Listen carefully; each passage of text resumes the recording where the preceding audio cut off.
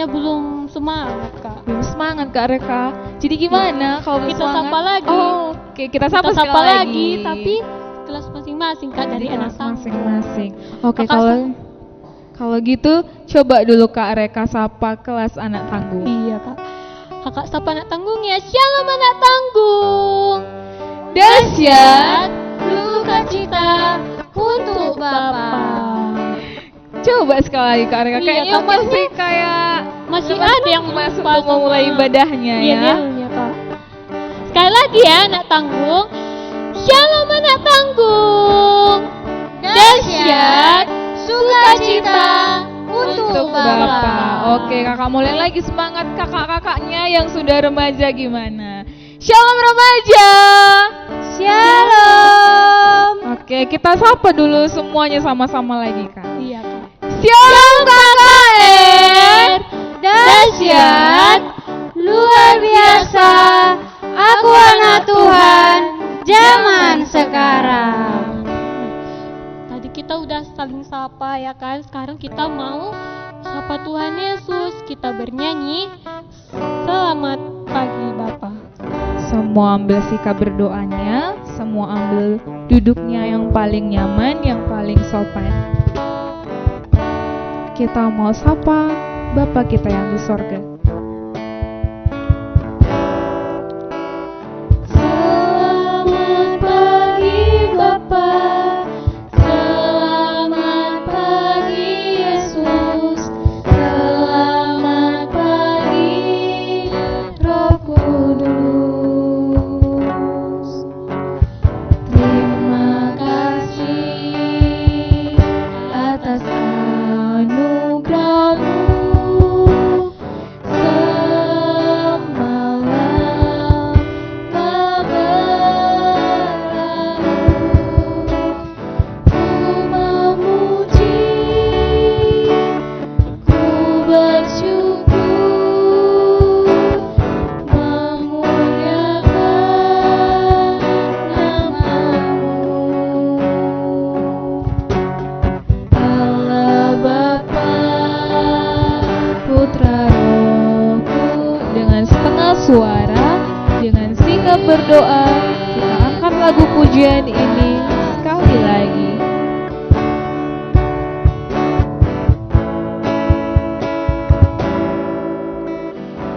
Selamat pagi Bapak, selamat pagi Yesus, selamat pagi Roh Kudus. Terima kasih atas anugerah-Mu. Semalam tak berlalu, ku memuji, ku bersyukur, memuliakan nama-Mu. Allah Bapa, Putra, Roh Kudus. Terima kasih. Kita bersatu di dalam doa. Selamat pagi Bapa, selamat pagi Yesus, selamat pagi Roh Kudus. Terima kasih Bapa untuk berkat-Mu yang masih menyertai kami hingga pagi hari ini. Terima kasih juga Bapa untuk nafas kehidupan yang masih Bapa berikan kepada kami hingga kami masih bisa menikmati ibadah kami hari ini. Bapa, sebentar lagi kami memulai ibadah kami. Kau yang berkati kami, tutup bungkus kami dengan kuasa Roh Kudus-Mu sehingga kami bisa menikmati sehingga kami bisa mengikuti ibadah kami dengan hikmat. Bapa, kami serahkan semuanya ke dalam tangan pengasihan-Mu saja. Di atas segalanya, ampuni setiap kesalahan yang kami perbuat, baik sengaja ataupun tidak sengaja, agar berkat-Mu tidak terhalang bagi kami. Di dalam nama Yesus Kristus Putra-Mu yang tunggal, kami datang berdoa dan mengucap syukur. Amin. Kayaknya kita sapa lagi sekali lagi ya Kak. Oke, Masih Kak semangat Reka. atau enggak nak tanggung remaja di Iya. rumah. Shalom KKR, dahsyat, luar biasa.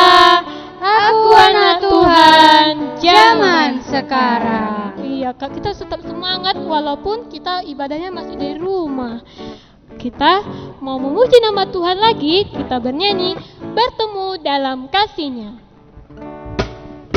Semua tepuk tangan.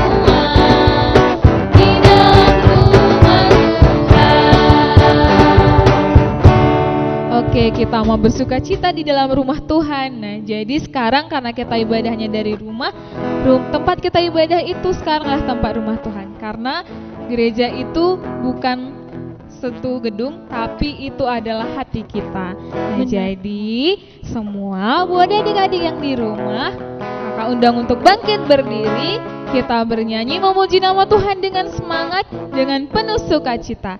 Kita bernyanyi Aku Anak Tuhan zaman sekarang. Semua buat gerakannya.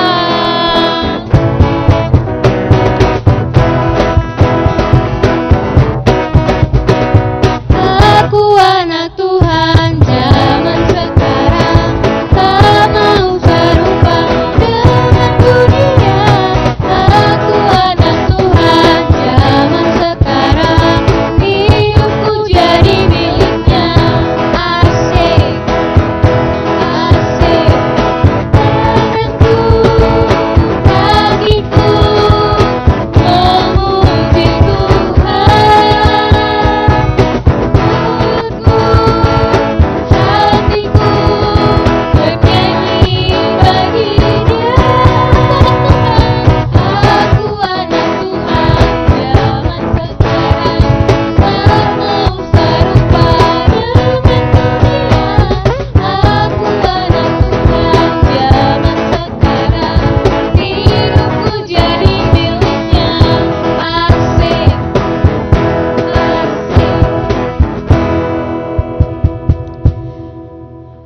Nah, sekarang kita bersyukur. Sekarang kita sudah boleh duduk. Kita bernyanyi agar lebih semangat lagi. Kita bernyanyi bangkit.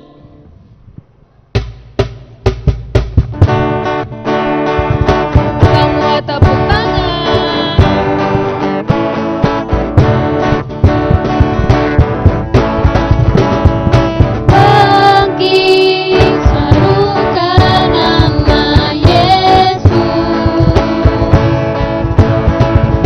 Maju nyatakan kuasa-Nya.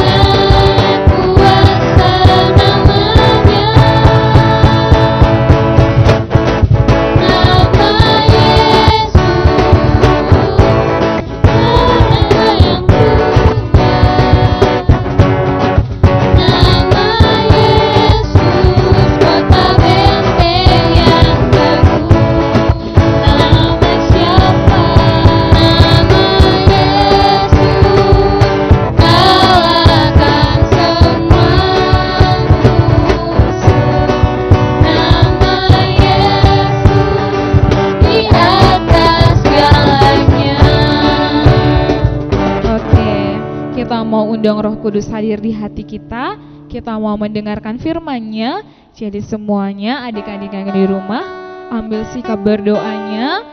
Semua perbaiki posisi duduknya yang senyaman-nyaman mungkin. Kita undang Roh Kudus hadir di hati kita masing-masing. Kita bernyanyi, Roh Kudus, Kau hadir di sini.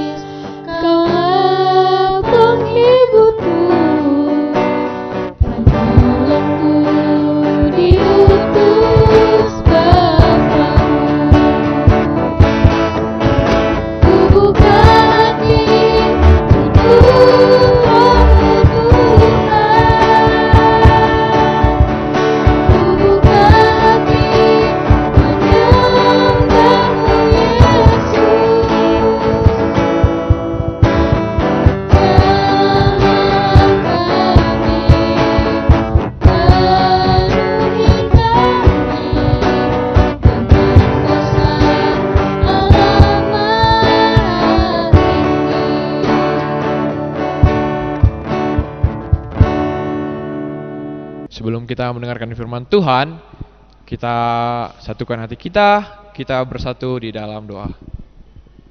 Selamat pagi Tuhan Yesus, selamat pagi Roh Kudus. Terima kasih Tuhan buat berkat-Mu Bapa, kami bisa rindu dan bisa mendengarkan firman-Mu di hari Minggu ini Bapa. Bapa, sebentar lagi anak tanggung dan remaja ingin mendengarkan sedikit dari firman-Mu Tuhan. Engkau urapi kami Bapa supaya kami bisa melakukannya dalam kehidupan kami sehari-hari Tuhan. Engkau jamah hati kami agar kami tertib dan bisa mendengarkan dengan baik. Ampuni dosa kami Tuhan, kami serahkan hari ini ke dalam tangan-Mu, di dalam nama anak-Mu Yesus Kristus, Juru Selamat manusia. Amin. Shalom semua. Shalom. Kurang semangat semua. Shalom semua. Shalom. Wah, udah semangat semua ya. Nah, tema kita hari ini tentang orang Samaria yang murah hati. Anak tanggung dan remaja pasti sudah mengetahui bagaimana tentang perumpamaan yang diceritakan oleh firman Tuhan ini. Nah, sebelum itu, coba kita buka Alkitab kita. Semua buka Alkitabnya. Lukas 10 ayat 25 sampai 37.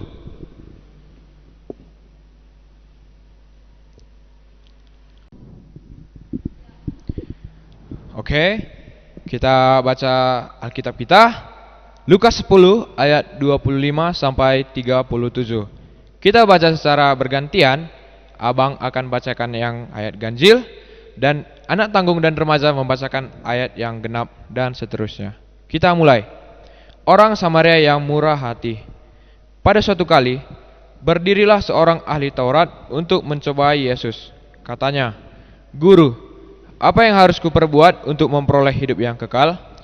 Jawab Yesus kepadanya, "Apa yang tertulis dalam hukum Taurat? Apa yang kau baca di sana?"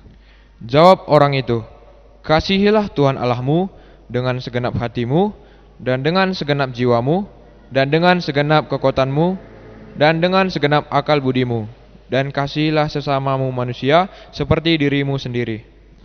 Kata Yesus kepadanya, "Jawabmu itu benar. Perbuatlah demikian, maka engkau akan hidup." Ayat 29.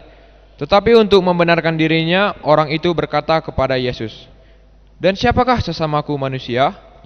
Jawab Yesus, "Adalah seorang yang turun dari Yerusalem ke Yeriko. Ia jatuh ke tangan penyamun-penyamun yang bukan saja merampoknya habis-habisan, tetapi yang juga memukulnya, dan yang sesudah itu pergi meninggalkannya setengah mati." Kebetulan ada seorang imam turun melalui jalan itu, melihat orang itu, tetapi ia melewatinya dari seberang jalan. Demikian juga seorang Lewi datang ke tempat itu. Ketika ia melihat orang itu, ia melewatinya dari seberang jalan. Ayat 33. Lalu datang seorang Samaria yang sedang dalam perjalanan ke tempat itu, dan ketika ia melihat orang itu, tergeraklah hatinya oleh belas kasihan. Ia pergi, ayat ke-34. Ia pergi kepadanya, lalu membalut luka-lukanya. Sesudah ia menyiraminya dengan minyak dan anggur, kemudian ia menaikkan orang itu ke atas keledai tunggangannya sendiri, lalu membawanya ke tempat penginapan dan merawatnya. Keesokan harinya, ia menyerahkan 2 dinar kepada pemilik penginapan itu. Katanya, "Rawatlah dia, dan jika kau belanjakan lebih dari ini, aku akan menggantinya waktu aku kembali." Siapakah di antara ketiga orang ini, menurut pendapatmu, adalah sesama manusia dari orang yang jatuh ke tangan penyamun itu? Ayat 37 kita baca sama-sama. Jawab orang itu, "Orang yang telah menunjukkan belas kasihan kepadanya," kata Yesus kepadanya, "Pergilah dan perbuat demikian." Shalom semua. Shalom. Nah, tadi kita sudah membacakan tentang ayat orang Samaria yang murah hati. Nah, di sini anak tanggung dan remaja pasti sudah mengetahui apa pesan moral yang disampaikan oleh Tuhan Yesus kepada kita, yaitu tentang bagaimana mengasihi sesama kita, bagaimana kita memperlakukan orang lain seperti orang Samaria. Nah, namun setelah abang perhatikan, abang baca dan teliti, sebenarnya Tuhan punya definisi lain bagaimana cara mengasihi, atau definisi lain melalui perumpamaan ini. Nah, menurut abang, ada beberapa hal yang harus kita ketahui, bukan hanya menjadi seperti orang Samaria. Nah, untuk mengetahuinya, mari kita perhatikan per ayatnya. Lukas 10 ayat 25. Pada suatu kali berdirilah seorang ahli Taurat untuk mencoba Yesus. Nah, di situ saja Tuhan sudah tahu. Tuhan mengetahui apa isi hatinya seorang ahli Taurat itu untuk mencoba Yesus. Kita lihat apa dibilangnya. "Guru, apa yang harus kuperbuat untuk memperoleh hidup yang kekal?" Nah, ketika abang melihat pertanyaan ini, dan adik-adik juga di rumah sudah mengetahuinya, seharusnya pertanyaannya kalau memang pesan moralnya itu seharusnya pertanyaannya, bagaimana cara kalian semua mengasihi sesama manusia. Namun pertanyaan ahli Taurat ini berbeda. Kita lihat, apa yang harus kuperbuat untuk memperoleh hidup yang kekal? Nah, pertanyaannya ini pertanyaannya vertikal. Kenapa Bang bilang vertikal? Kalau kita mengasihi sesama kita, itu pertanyaan adalah horizontal. Adik-adik semua tahu tentang salib? Kenapa salib itu vertikal dan juga horizontal? Nah, pertanyaannya ini adalah pertanyaan vertikal karena di sini kita diajarkan dan diberitahu bahwa bagaimana untuk masuk surga, betul kan? Nah, supaya masuk surga, kalau misalnya pertanyaan tadi tentang bagaimana mengasihi sesama kita, itu baru pertanyaannya bagaimana kita mengasihi sesama kita, dan jawabannya kita mengasihi sesama kita seperti orang Samaria. Nah, coba kita lihat lagi ayat yang 26. Jawab Yesus kepadanya, apa yang tertulis dalam hukum Taurat? Apa yang kau baca di sana? Nah, kita lihat apa yang dibilang oleh ahli Taurat itu. Dia bukan bilang 10 hukum Taurat, namun apa bilangnya? Kasihlah Tuhan Allahmu dengan segenap hatimu, dengan segenap jiwamu, dan dengan segenap kekuatanmu, dan dengan segenap akal budimu, dan kasihlah sesama manusia seperti dirimu sendiri. Nah, coba kita perhatikan sama-sama. Kalau kita lihat ayat ini, bagaimana kita bisa mengasihi Allah? Jadi abang punya perumpamaan begini. Ada seseorang yang datang ke gereja. Dia bersaksi. Ia berdoa 1 jam sehari. Ia berpuasa sekali seminggu. Lalu setelah itu apa? Ia memberikan perpuluhannya 10% dari hartanya. Nah, kita lihat ia sudah sombong. 2 bulan kemudian datanglah seseorang lagi ke gereja. Lalu dia bersaksi, ia berdoa 2 jam sehari. Nah, kita lihat lagi, ia pergi ke gereja untuk melayani 3 kali seminggu. Wah, aku kurang, kata yang pertama tadi. Nah, ketika itu dia juga sudah mulai sombong. Lalu kita lihat lagi, 6 bulan kemudian datanglah seseorang ke gereja. Lalu apa katanya? Dia melayani Tuhan setiap hari. Ia memberikan perpuluhannya, kalian tahu berapa? 30% dari hartanya. Wow, 30% dari hartanya. Jadi bang, sebenarnya gimana sih? Gimana sebenarnya kita mengasihi Tuhan Allah? Coba kita lihat lagi. Kasihilah sesama manusia seperti dirimu sendiri. Oke? Abang punya perumpamaan mengenai orang yang ke gereja. Beberapa orang yang ke gereja. Orang pertama, ia datang ke gereja dan bersaksi dan berkata, aku berdoa 1 jam dalam 1 hari. Lalu ia berpuasa sekali dalam seminggu. Ia memberikan puluhannya, tahu berapa? Ia memberikan 5% dari hartanya. Nah, seketika itu ia mulai sombong. 2 bulan kemudian datang lagi seseorang yang lain. Orang yang kedua, ia bersaksi juga. Ia datang ke gereja melayani bukan sekali dalam seminggu, namun 3 kali dalam seminggu. Ia berdoa 2 jam dalam 1 hari. Lalu lihat berapa persen yang diberikannya perpuluhannya. Ia memberikan 10% dari hartanya. Seketika itu juga dia merasa sombong. Orang sebelumnya berkata, wah, kok aku kurang dari orang itu. Nah, selanjutnya orang ketiga 6 bulan kemudian datang. Ia berkata, ia bersaksi di depan. Dia bilang, dia bukan melayani sekali atau 3 kali dalam seminggu, namun ia melayani setiap hari. Ia berdoa 5 jam dalam 1 hari. Lalu lihat, dia memberikan perpuluhannya 30% dari hartanya. Wow, coba kita perhatikan. Sebenarnya kita mengasihi Tuhan Allah itu dengan segenap hati kita, kekuatan kita, atau akal budi kita. Sebenarnya itu jangkauannya seperti apa? Seberapa banyak? Nah, coba kita perhatikan lagi. Kasihilah sesamamu manusia seperti dirimu sendiri. Wow, bagaimana mungkin kita sanggup untuk mengasihi sesama kita seperti kita mengasihi diri kita sendiri? Bahkan ya, kalau abang perhatikan adik-adik di rumah pasti sadar ya. Diri kita sendiri aja belum tentu bisa kita rawat, belum bisa kita jaga dengan baik. Bagaimana mungkin kita bisa mengasihi orang lain seperti diri kita sendiri? Nah, coba kita lanjut. Tetapi untuk membenarkan dirinya, orang itu berkata kepada Yesus, dan siapakah sesamaku manusia? Inilah awal mula Yesus menceritakan tentang bagaimana perumpamaan itu bermula. Kita lihat. Jawab Yesus, adalah seorang yang turun dari Yerusalem ke Jeriko. Nah, kita lihat turun itu berarti ke bawah ya kan? Kalau kita lihat lagi arti Yerusalem, Yerusalem itu menggambarkan Sion atau surga. Dan Jeriko itu menggambarkan tentang bagaimana dosa manusia atau kota yang dikutuk. Nah, kalau adik-adik semua ingat tentang Adam dan cerita Hawa, bagaimana Adam yang pertama yang masih menjadi turut citra Allah, dia menurut gambar Allah, lalu berbuat dosa, lalu melihat bahwa dirinya sudah telanjang, lalu jatuh. Nah, lalu jatuh ke dosa. Turun berarti sudah menurunkan derajatnya dan turun ke bawah. Nah, kita lihat lagi. Ia jatuh ke tangan penyamun-penyamun yang bukan saja merampoknya habis-habisan, tetapi yang juga memukulnya, dan yang sesudah itu pergi meninggalkannya setengah mati.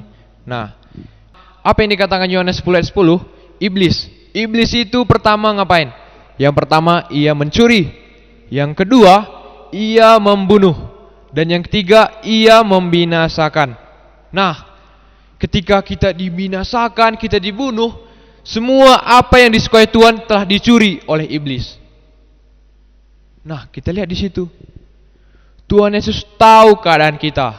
Tuhan Yesus tahu bagaimana kondisi kita. Oleh sebab itu, Tuhan Yesus tidak menyuruh kita untuk naik ke atas. Namun, Tuhan Yesuslah yang turun langsung ke bawah.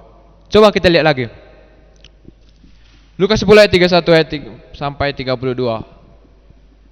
Ada dua karakter di sini yang datang dan melihat orang yang dirampok tadi, yaitu kita. Yang pertama siapa? Yang pertama itu adalah imam. Yang kedua adalah orang Lewi. Ya, orang Lewi. Nah, coba sebelum kita lanjut. Imam itu siapa? Imam itu adalah seorang kepala agama. Kalau dulu itu kepala agama itu adalah perwakilan sebagai hukum Taurat. Nah, kalau adik-adik ingat tentang bagaimana cerita orang yang penyakit kusta, apa katanya? Tunjukkanlah dirimu kepada imam. Jadi, kalau bisa disimpulkan, imam itu adalah gambaran hukum Taurat. Nah, coba kita lihat. Kebetulan ada seorang imam turun melalui jalan itu. Ia melihat orang itu, tetapi ia melewatinya dari seberang jalan. Nah, coba kita lihat lagi, lanjut. Demikian juga seorang Lewi yang datang ke tempat itu. Ketika ia melihat orang itu, ia melewatinya dari seberang jalan. Orang Lewi itu tidak jauh artinya dengan seperti imam. Kenapa? Orang Lewi itu kalau misalnya dulu itu di tempat beribadah di bait Allah, semua orang yang melayani, baik itu di pelataran, baik musik, baik semualah yang melayani, itu adalah orang Lewi, orang Yahudi. Namun ia sama seperti imam tadi, ia hanya lewat, melihat, lalu hanya berjalan melewatinya dari seberang jalan. Baik, kita lanjut. Lihat ayat ke-33. Lalu datang seorang Samaria yang sedang dalam perjalanan ke tempat itu, dan ketika ia melihat orang itu, tergeraklah hatinya oleh belas kasihan. Coba kita lihat dulu ya. Orang yang ketiga ini, orang Samaria. Dulu itu, supaya adik tahu, orang Samaria itu orang yang tertolak, orang yang dibenci oleh suku lain. Kenapa? Karena orang Samaria ini sudah tidak lagi murni orang Yahudi, namun sudah campuran dari suku-suku lain. Nah, kita lihat, tergeraklah hatinya oleh belas kasihan. Frase ini. Tergeraklah hatinya oleh belas kasihan. Kalau kita lihat Markus 6 ayat 34 dan Matius 9 ayat 36, begini katanya. Ketika Yesus mendarat, ia melihat sejumlah besar orang banyak, maka tergeraklah hatinya oleh belas kasihan kepada mereka. Dari sini kita tahu bahwa ini adalah Tuhan Yesus. Tuhan Yesus adalah orang Samaria yang sempurna. Coba bilang sempurna. sempurna. Nah, coba kita lihat lanjut lagi.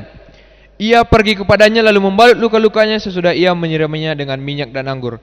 Kalau di Alkitab adik-adik, kita berbicara tentang minyak dan anggur. Minyak itu menggambarkan tentang Roh Kudus. Bagaimana Roh Kudus yang mengampuni, bagaimana Roh Kudus yang memberikan kehidupan baru kepada kita. Nah, kita lihat lagi anggur. Kalau kita setiap kali kita berjamun kudus selalu ada anggur, ya kan? Anggur itu menggambarkan apa? Menggambarkan darah Yesus. Nah, kalau kita simpulkan, Yesus, anggur adalah darahnya, dan minyak itu adalah Roh Kudusnya yang mengampuni, yang menyembuhkan, dan yang memulihkan. Nah, melalui apa yang sudah Tuhan perbuat untuk kita, kita telah dipulihkan, kita sudah diberi pengampunan. Tuhan Yesus bukannya kita yang disuruh naik ke atas, namun Tuhan Yesuslah yang datang untuk kita, adik-adik semua. Nah, selanjutnya coba kita perhatikan lagi Lukas 10 ayat 34b sampai 35. Kemudian ia menaikkan orang itu ke atas keledai tunggangannya sendiri, lalu membawanya ke tempat penginapan dan merawatnya. Keesokan harinya ia menyerahkan 2 dinar kepada pemilik penginapan itu. Katanya, rawatlah dia, dan jika kau belanjakan lebih dari ini, aku akan menggantinya lalu waktu aku kembali. Nah, kita lihat siapa pemilik dari penginapan itu dan apa makna dari penginapan itu. Nah, kalau adik-adik ingat bagaimana Tuhan Yesus sudah memikirkan jauh-jauh lagi dari masa depan kita. Ia sudah memikirkan bagaimana kisah kita selanjutnya dari masa ke masa. Nah, Tuhan tahu setelah hari ke-50 atau Pentakosta, rasul-rasul Tuhan Yesus itu membangun sebuah movement. Sebuah movement, bukan sebuah gedung, bukan sebuah menara yang besar, namun sebuah eklesia. Apa itu eklesia? Eklesia adalah bukan tempat untuk orang sempurna. Bukan tempat untuk orang sempurna. Kenapa bukan tempat untuk orang sempurna? Inilah dia. Bagaimana kita datang ke sini, kita orang yang dirampok, orang yang punya masalah dengan keluarga kita, masalah dengan teman kita, yang menangis, yang punya masalah dengan teman-temannya, semua masalah dalam kehidupan kita, inilah tempatnya kita dipulihkan. Tuhan tahu bagaimana masa depan kita. Dia ingin kita dipulihkan. Dia ingin kita menjadi orang Samaria yang baik hati. Bagaimana mungkin kita bisa menjadi orang Samaria yang baik hati kalau tidak orang Samaria baik hati itulah terlebih dahulu menunjukkan. Maksudnya apa, Bang? Tuhan Yesus terlebih dahulu datang untuk kita untuk menjadi seorang Samaria yang baik hati. Lalu apa? Dari situ kita dipulihkan. Siapa yang harus kita contoh? Ya, tentu saja orang Samaria yang baik hati itu. Kita tidak bisa menjadi orang Samaria yang baik hati itu kalau kita belum dipulihkan. Oleh sebab itu adik-adik, Tuhan Yesus sudah terlebih dahulu datang untuk mengasihi kita. Kita lihat lagi, bagaimana mungkin kita bisa melayani Tuhan Yesus, melayani dengan segala macam cara, bagaimana pemusik, semuanya yang bagaimana kita mengasihi Tuhan kalau tidak Tuhan Yesus dulu yang melayani kita. Nah, kita lanjut. Apa yang bisa kita dapat dari perumpamaan ini? Dari perumpamaan ini kita dapat mengambil kesimpulan. Kita tidak bisa mengasihi siapapun juga, termasuk mengasihi Tuhan dengan diri kita sendiri. Tuhan tahu bagaimana kondisi kita. Tuhanlah yang turun. Dia bukan menghapus hukum Taurat, tetapi ia datang untuk menggenapi hukum Taurat. Ia tahu ketidaksanggupan kita, jadi dia turun sendiri untuk menggenapi hukum Taurat itu. Jadi hari ini, mulai hari ini, kita semua telah dipulihkan. Kita dipulihkan oleh Tuhan.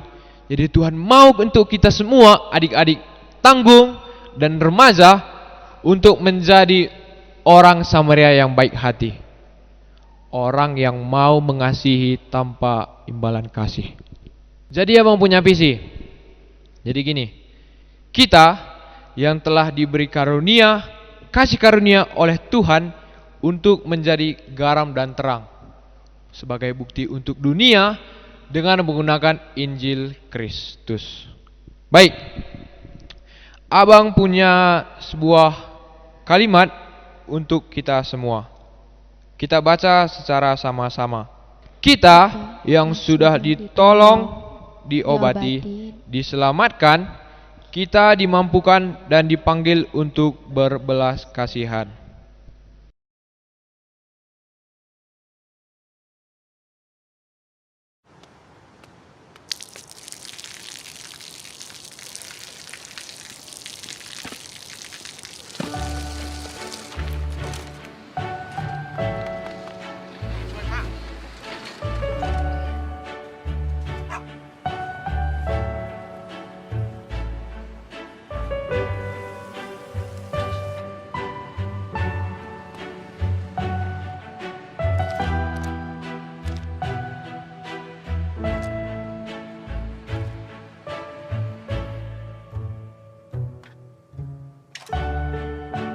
เขาจะได้อะไร ถ้าเขาทำแบบนี้ทุกวัน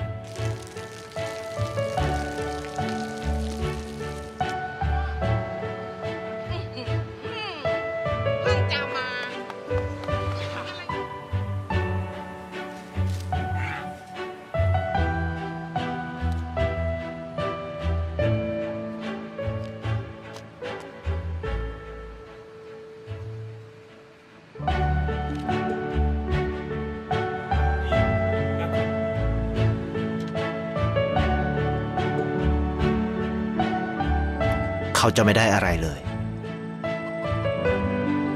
ไม่ได้รวยขึ้น ไม่ได้ออกทีวี ไม่มีใครรู้จัก ไม่ได้มีชื่อเสียงที่มากขึ้น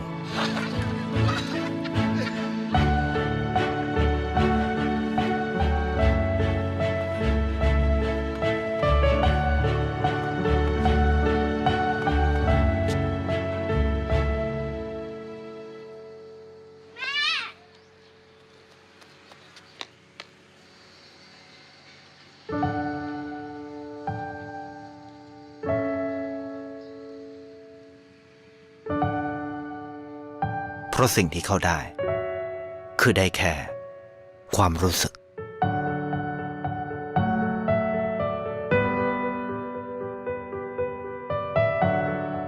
ได้เห็นความสุข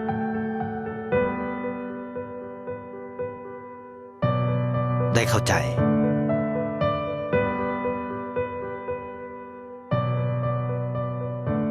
ได้ความรัก ได้ในสิ่งที่เงินซื้อไม่ได้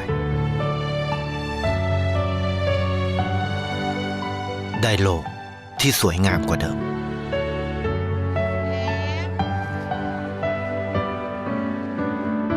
ในชีวิตคุณ อะไรคือสิ่งที่คุณต้องการมากที่สุด Amin.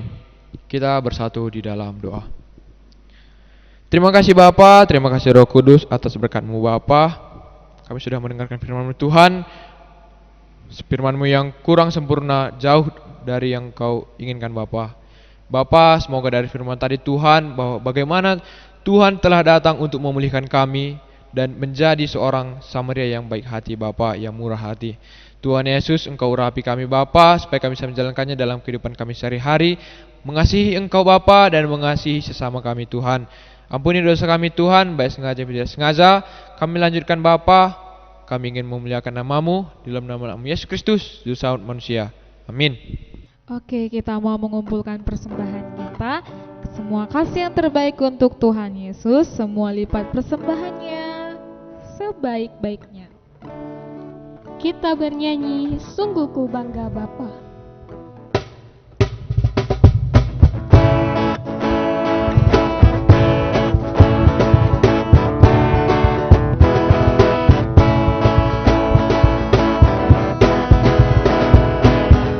Sungguh ku bangga Bapa.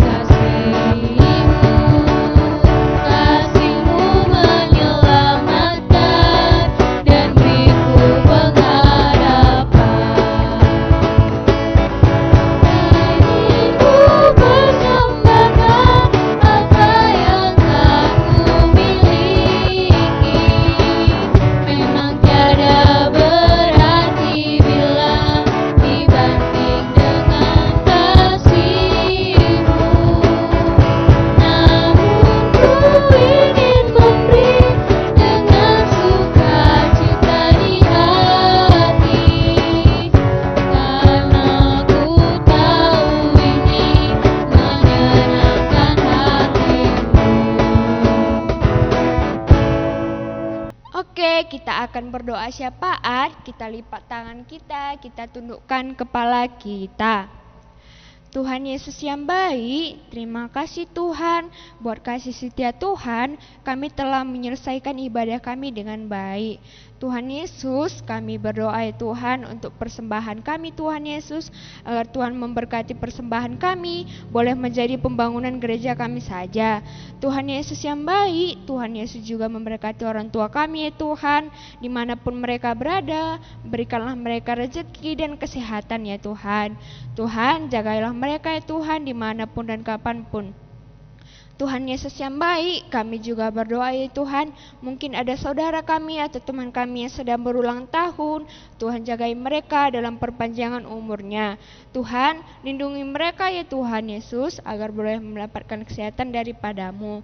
Tuhan Yesus yang baik, kami juga berdoa ya Tuhan, mungkin ada saudara-saudara kami, teman-teman kami, atau keluarga kami yang sedang sakit, Tuhan lindungi, agar boleh mereka sembuh ya Tuhan.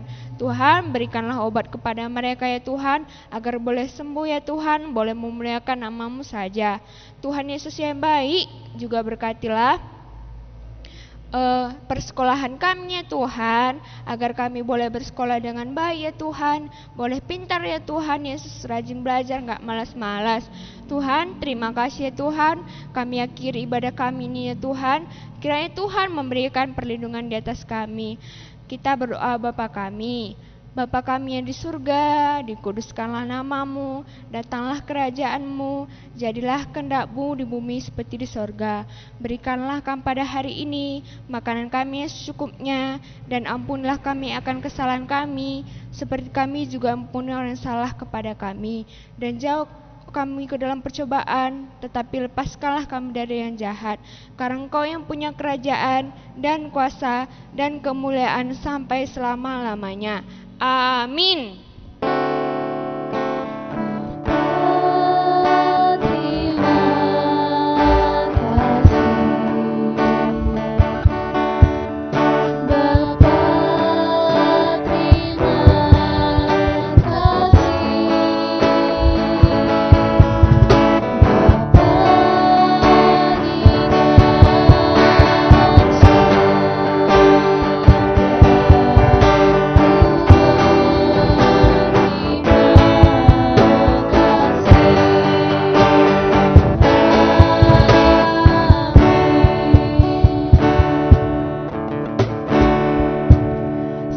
Hari Minggu buat adik-adik semuanya.